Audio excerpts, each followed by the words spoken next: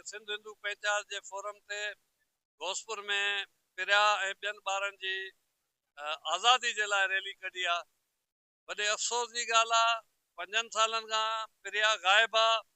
काफ़ी बबुरलो बाईपास ते असां पाण वियासीं, 14 ॼणनि जा वारस उते वेठा, 14 ॿार ॿिया बि गुम आहिनि। पर अफ़सोस आहे, अफ़सोस सां चवणो पए थो त DIG साहब चए थो त अॻे 5 साल असांजी जेकी JIT उहा सही सिमत में न हुई।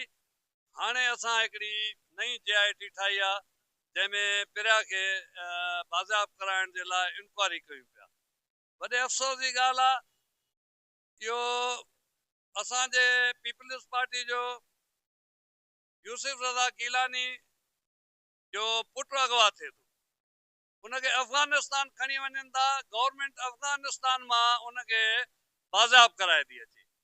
वॾे अरमान जी ॻाल्हि आहे, 5 सालनि खां पिरिया कुमारी ग़ाइबु आहे ऐं अवाम जेकी वाई ॿोले थी उनखां बि सिंध हुकूमत भली बद वाक़िफ़ आहे। ऐं 5 साल सिर्फ़ु ॾटा ॾींदा रहिया त कॾहिं होम मिनिस्टर चयो त पिरिया कुमारी बंजारनि वटि आहे पंजाब में, कॾहिं वरी चयूं त घोसपुर जे कचे में आहे, कॾहिं शर वटि आहे।